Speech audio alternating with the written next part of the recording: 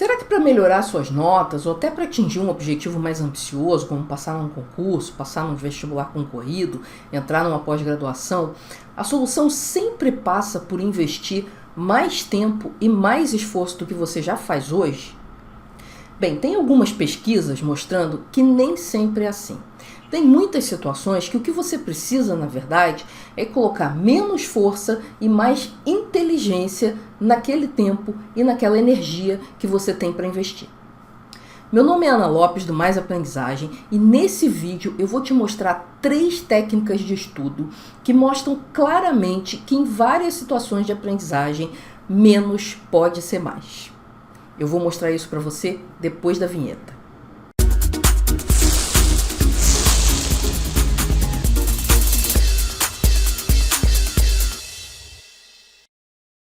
Quando a gente fala em pesquisa científica, muitas vezes elas acabam gerando resultados que a gente não esperava. E na verdade essas são as situações em que a ciência é mais fascinante, porque se ela só desse resultados que a gente já esperasse, ela não traria nada de novo.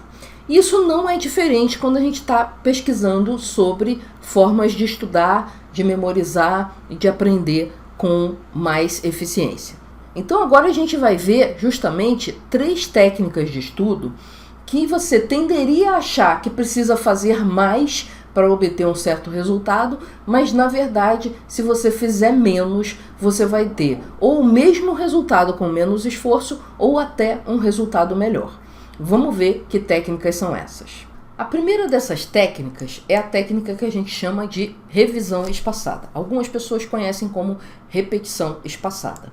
Tá? Mas eu chamo de revisão porque, na verdade, ela é usada para você revisar o material que você já estudou. E a revisão é um daqueles fatos da vida que a gente simplesmente não pode evitar. A revisão é fundamental se você realmente pensa em formar memórias de longo prazo. E por que a revisão é tão fundamental? Porque mais ou menos lá pelo final do século XIX, um cara chamado Ebbinghaus fez um experimento que praticamente fundou a psicologia cognitiva experimental.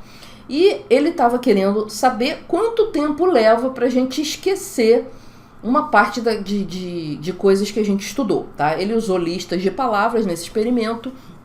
Esse experimento já foi replicado várias vezes depois, inclusive tem um artigo de 2006 que replicou esse experimento e obteve exatamente os mesmos resultados. E os resultados aqui, à primeira vista, são bem desanimadores, porque olha só o que acontece.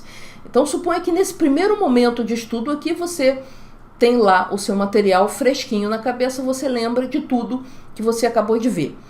20 minutos depois, você só se lembra de 58%, ou seja, 42% já foi embora. 1 hora depois, você só se lembra de 44%, ou seja, você já perdeu quase 60%. 9 horas depois, você só se lembra de 36%. E a coisa vai caindo, caindo, até que você não lembra de mais nada. Tá? Ou seja, se você estudar de manhã e só deixar para fazer uma revisão à noite, você já perde quase 70% do material que você estudou e, portanto, você perde 70% do tempo que você investiu nesse estudo. Isso é realmente assustador e desanimador para quem estuda, né? Será que tem jeito para resolver isso aqui? Né? A saída para você combater a curva do esquecimento é justamente a revisão. Mas quando você olha um negócio desse, você pensa assim, pô, e agora? Eu vou ter que ficar repetindo 1.500 vezes cada coisa que eu estudo para que a curva do esquecimento não me pegue? Na verdade, a coisa não é assim tão horrível quanto pareceu à primeira vista. Tá? A primeira coisa que eu quero falar é o seguinte: se você fizer 1.500 repetições de cada informação, você vai memorizar. Não é que você não vai memorizar. O problema é que a eficiência disso é muito baixa. Então, se você tem muitas coisas para estudar, você não vai ter tempo de repetir 1.500 vezes, certo? Então, a gente tem que encontrar uma maneira mais inteligente de revisar e de combater a curva do esquecimento no nosso cérebro, tá? E a saída vem de um outro gráfico que veio da evolução dessas pesquisas que começaram com o Ebbinghaus, que mostra o seguinte: tem um momento em que você está quase esquecendo a informação, que é o momento ideal para você fazer uma nova revisão. Naquele momento você faz uma revisão e aí volta para o estado inicial de ter uma retenção altíssima do material. Imediatamente após, obviamente, a curva do esquecimento começa a atuar novamente. Só que como você está revisando, e aquele caminho neuronal já existia antes, quando você revisa, você reforça esse caminho neuronal, então a curva do esquecimento começa a cair mais lentamente, ou seja, você demora mais tempo para esquecer. Tá? E aí você chega novamente naquele momento em que você está quase esquecendo, e aí você revisa de novo. O que vai acontecer? Você reforça mais um pouco aquele caminho neuronal e a curva do esquecimento fica mais lenta ainda. Então, a partir disso aqui, se descobriu que a forma ideal de você fazer revisões é com o espaçamento. Porque a cada revisão, o esquecimento diminui mais e mais. O ritmo com que você esquece vai diminuindo mais e mais. Tá? E isso levou a forma de revisão ideal, que é a revisão com espaçamento. E tem um fenômeno mais interessante ainda nisso tudo aqui. Como cada vez que você revisa, você vai lembrar de uma parte do conteúdo, essa revisão vai levar menos tempo do que o estudo original, tá? Então, nesse eixo aqui, eu estou mostrando o tempo que você vai gastar na revisão. Quando passar mais alguns dias, que você for fazer mais uma revisão, você lembra de mais coisas. Então, você vai levar menos tempo ainda para fazer revisão. Então, esse tempo que você vai gastar na revisão, ele vai caindo cada vez mais, porque você lembra cada vez mais das coisas, tá? E outra coisa interessante aqui, que aí sim mostra fortemente que aqui menos é mais, é que em geral, na prática, de 5 a 6 revisões é mais do que suficiente para você memorizar praticamente qualquer tipo de informação. Isso é muito menos do que a maioria das pessoas que orienta quem está se preparando para algum concurso, para algum vestibular, ou quem está estudando mesmo de uma forma mais séria, indica, né? Geralmente as pessoas falam assim, não, você tem que revisar todos os dias até você não ter esquecido mais nada. Só que isso aí acaba prejudicando você, tanto em termos de motivação quanto em termos de resultado. Você não vai conseguir produzir resultados melhores revisando em intervalos menores. Você realmente tem que ir espaçando os intervalos mais e mais. Isso já foi comprovado por uma pilha gigantesca de experimentos, que essa é a forma mais eficiente de você formar a memória de longo prazo. Sim, mais eficiente do que revisar todos os dias, por exemplo, durante 1 mês ou 2 meses, até que aquilo grude na sua cabeça. Tá? Então, esse é um exemplo de que fazer menos vai te dar muito mais resultado. E isso é muito comprovado. Isso é uma das técnicas mais bem comprovadas da pesquisa em ciência cognitiva, certo? Então, essa foi a nossa primeira técnica que mostra que, às vezes, fazer um pouquinho menos te dá mais resultado. A segunda técnica que mostra esse fenômeno de que menos pode ser mais tem a ver com a forma de você fazer anotações na hora que você está estudando. Seja numa aula, seja na leitura de um livro, assistindo um vídeo, qualquer coisa. Mas a anotação é importante, ela ajuda você a aprender melhor. Se você assistir uma aula, por exemplo, sem fazer anotação nenhuma, porque o seu professor vai entregar os slides no final, você está aprendendo menos. Então é bom que mesmo assim você faça algum tipo de anotação. E isso vai ser extremamente eficiente se você fizer a anotação do jeito certo. E o jeito certo é diferente daquele que você imagina, que a maioria das pessoas imagina. E mais ou menos na década de 70, um cara chamado Howe fez um experimento muito interessante sobre essa questão da anotação. Ele deu uma mesma aula para 3 grupos de alunos. Esses alunos foram orientados a fazer anotações de maneiras diferentes. O primeiro grupo foi orientado a fazer uma transcrição mais fiel possível daquilo que estava sendo falado em aula. Então tinha que anotar o que o professor falava, tinha que anotar o que ele escrevia no quadro. Então era para transcrever da forma mais idêntica ao que estava sendo falado possível. Ou seja, eles teriam mais informações para anotar. O segundo grupo foi orientado a fazer um texto de resumo. Então, a tentar resumir, mesmo que de forma textual, aquilo que estava sendo dado em aula. E o terceiro grupo foi orientado a só anotar palavras-chave que eles considerassem importantes naquela aula. Tá? Então, o que você esperaria numa situação dessas? que quanto mais a pessoa anotasse, mais coisas ela conseguisse guardar na cabeça, né? Só que esses alunos foram testados e, para surpresa geral, o que aconteceu é que os alunos que transcreveram o máximo possível da aula ficaram em terceiro lugar no ranking das notas, na média, né, das notas. Os alunos que fizeram resumos ficaram em segundo lugar. Então eles trabalharam um pouco menos, mas eles aprenderam mais e foram melhor nas avaliações que foram feitas. E para fechar com chave de ouro aqui, com trocadilho, o pessoal que anotou só as palavras-chave foi o pessoal que se deu melhor nas provas, nas avaliações que foram feitas nesse experimento. Tá? Então olha que coisa interessante. As pessoas que menos escreveram, que menos cansaram a mãozinha, foram as pessoas que mais aprenderam, que mais memorizaram o conteúdo da aula. Então isso é uma amostra assim, muito forte de que menos é mais, não é verdade? Existem motivos por que isso acontece, tá? Quando você está tentando resumir e quanto mais você tenta resumir, por exemplo, se você quer resumir só em termos de palavra-chave, você tem que raciocinar sobre o que está sendo falado para você. E quanto mais você tem que raciocinar, mais você aprende. Quando você está transcrevendo, você não está raciocinando. Você está simplesmente pegando o som e transformando em rabisco no papel. A coisa meio que não passa pelo processamento de alto nível. Então você acaba nem sabendo muito bem o que você está escrevendo. Você só está preocupado em transcrever cada palavra. Então o processamento que acontece é de muito baixo nível. Agora, quando você tem que prestar atenção, entender, para descobrir qual é a palavra-chave que é importante, você está raciocinando no nível mais alto, portanto está tendo uma aprendizagem mais eficiente. Tá? É por isso que aconteceu isso de tão inesperado no experimento do Rowe. Então nós temos aí a nossa segunda técnica mostrando que menos esforço pode dar mais resultado na hora de estudar, desde que esse esforço seja aplicado de maneira inteligente. Agora nós vamos ver uma das minhas técnicas prediletas e uma das mais modernas também, uma das mais recentes que existem e que também mostraram de uma forma quase escandalosa que você pode obter um certo resultado com um esforço muito menor do que a maioria das pessoas espera.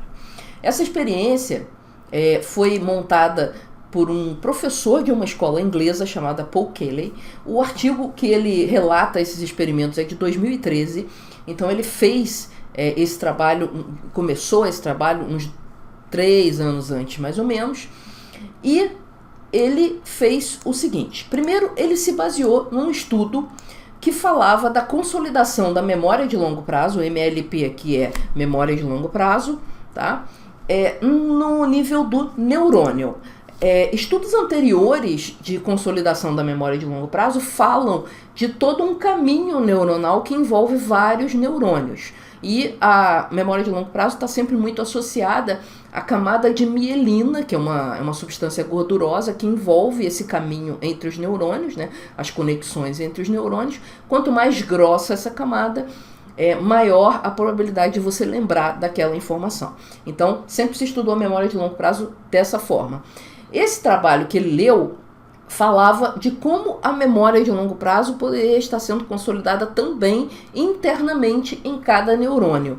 E o que as pesquisas que ele leu mostravam era o seguinte, que para você fazer uma alteração permanente no DNA do neurônio, você precisava dar 3 estímulos para esse neurônio, 3 estímulos parecidos para esse neurônio, dando intervalos entre esses estímulos de mais ou menos 10 minutos.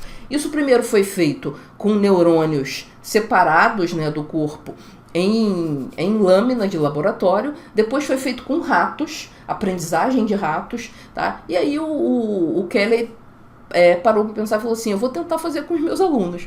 E aí ele obteve alguns resultados muito interessantes. Então, a base aqui é o seguinte, eu preciso de 3 estímulos e, obrigatoriamente, eu teria que ter 3 intervalos mais ou menos de 10 minutos, era o que os pesquisadores usavam tanto nas células nervosas quanto no caso dos ratinhos, para que essa memória se consolide de uma forma definitiva dentro do núcleo, dentro do próprio DNA do neurônio. Tá? Então, como que o Kelly trouxe isso para a sala de aula? ele montou, junto com a professora de biologia da escola, onde ele era diretor, uma aula com a seguinte estrutura: 3 estímulos e 2 intervalos. Mas como que eram esses 3 estímulos? Primeiro, fazia uma aula expositiva normal, só que bem rápida e com duração de 20 minutos. Depois, ele dava um intervalo de 10 minutos para o pessoal brincar de massinha. Isso era pessoal assim, adolescentes, tá? Não era criancinha pequena, não. Mas tinha que ser alguma coisa que não envolvesse muito a mente. Então eles ou jogavam bola, ou brincavam de massinha, faziam alguma coisa bem lúdica que não tivesse nada a ver com o assunto que estava sendo estudado. Depois eles tinham uma aula expondo o mesmo assunto, só que ligeiramente modificada essa aula, de mais 20 minutos. Tá? Então era o mesmo assunto repetido, porque tinha que ser o mesmo estímulo, certo? E aí parava mais 10 minutos para brincar de massinha ou jogar uma bolinha, certo? E aí eles partiam para uma prática em cima daquilo que eles tinham acabado de estudar, que levava mais ou menos uns 20 minutos também. Tá? Então você tem exatamente a mesma estrutura dos experimentos lá anteriores que ele tinha lido na Scientific American. 3 estímulos fortes intervalados por 2 intervalos de 10 minutos. E aí ele foi testar isso, como é que isso funcionava. E os resultados foram muito interessantes. Primeiro, ele comparou alunos do ensino médio em 2 situações diferentes. Tá? Esses alunos eles estavam fazendo o equivalente do Enem. Tá? A prova que serviu para balizar os resultados foram o equivalente do Enem deles. Tá? Então, uma parte desses alunos foram submetidos à revisão normal que eles já fariam para fazer essas provas. Essa revisão durava várias horas, distribuídas nas últimas semanas antes da prova. Tá? Mais ou menos como aqueles aulões de revisão que a gente faz antes do vestibular, alguma coisa assim. Tá? E outra parte dos alunos foi submetido a uma única sessão de aprendizagens passada. Então o conteúdo era todo condensado naquela aulinha de 20 minutos, que era uma aula bem rápida, bem pauleira mesmo, e ela ainda era repetida em 3 estímulos da forma como eles imaginaram essa estrutura. E, para surpresa deles, esse sinal de igual aqui não está aqui por acaso, para surpresa deles, o resultado, a média geral dos alunos que foram submetidos à aprendizagens passada foi a mesma dos alunos que fizeram aquelas horas e horas e horas de revisão. Aí eles fizeram um outro experimento também. Na verdade, esse foi o primeiro experimento. O do ensino, do comparar os 2 alunos, os 2 tipos de aluno fazendo revisão de uma maneira e de outra, já foi um segundo experimento. Mas o primeiro experimento, que foi mais assustador ainda, é quando eles pegaram alunos que estavam no fim do ensino fundamental, que não tinham visto aquela matéria de biologia ainda, e compararam com alunos que já tinham feito essa matéria no ensino médio. Tá? Então, os alunos do ensino médio fizeram um curso regular, que dura 4 meses, né? Os alunos fazem várias matérias ao mesmo tempo, e aí tem algumas horas de aula por semana, e aí eles fizeram um curso regular de biologia, né? Daquele pedaço da biologia. Esse curso levou 4 meses, que é o semestre, né? E se você tirar as férias e tal, os intervalos, é mais ou menos 4 meses que dura um semestre. E pegou uns alunos que estavam no final do ensino fundamental, que nunca tinham visto esse material, e fizeram uma única sessão de aprendizagens passada novamente. Conteúdo todo condensado e colocado de uma forma muito rápida para eles, só que feito naquelas 3 sessões, naquelas 3 intervalos, né? 3 estímulos com os 2 intervalos, de forma que eles estudaram aí 1h20 mais ou menos, enquanto que os outros ficaram 4 meses, tendo 2, 3 aulas por semana. E botaram esses alunos para serem testados, e para surpresa geral, né, para enlouquecimento geral desses 2 professores, o diretor e a professora, os resultados dos alunos que fizeram a aprendizagem passada também foram equivalentes aos resultados dos alunos que fizeram o curso regular e que levaram 4 meses para cobrir aquele mesmo assunto. Tá? Lembra que a prova que eles foram submetidos era uma prova externa, era uma prova equivalente a você fazer uma prova do Enem aqui no Brasil, certo? Então é uma comparação bastante bem feita. Inclusive, quando ele primeiro mostrou esses resultados para o grande público, isso apareceu na mídia comum, nos jornais comuns. E ele foi muito combatido, porque esse resultado é muito impressionante. Aí começaram a questionar se ele tinha feito o experimento direito, se não tinha e tal. Então ele refez tudo para confirmar que aquele resultado era realmente confiável. E acabou conseguindo publicar aquele artigo que eu falei de 2013.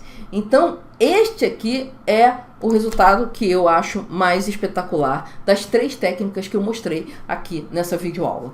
Quer dizer, você consegue numa aula que dura, juntando tudo, inclusive 20 minutos de intervalo, uma aula que durou 1h20, você consegue fazer o mesmo resultado, produzir nos alunos o mesmo resultado de aprendizagem que você consegue nas situações mais tradicionais de ensino, que levam várias e várias horas. Tá? Então isso aqui botou muita gente de cabelo em pé, ainda não é aceito por todo mundo, né? Eles têm já uma fundação tentando ensinar os professores a usar esse tipo de técnica em sala de aula, e aí liberar os alunos para trabalhar em projetos, em coisas mais interessantes. Tá? Mas, obviamente, como isso vai muito contra o instinto natural das pessoas, a resistência para a adoção desse tipo de técnica é muito grande. Se a revisão espaçada, que é uma coisa que tem mais de 100 anos, ainda não é adotada nas escolas, na grande maioria das escolas tradicionais, imagine uma coisa nova como essa. Mas você está tendo aqui a oportunidade de conhecer como é que a coisa funciona e tem algumas maneiras de você implementar isso na sua vida, tá? Mas o que eu quero mostrar nessa videoaula é mais uma técnica em que a gente vê que menos esforço pode trazer o mesmo resultado que um esforço muito maior feito da forma errada, certo?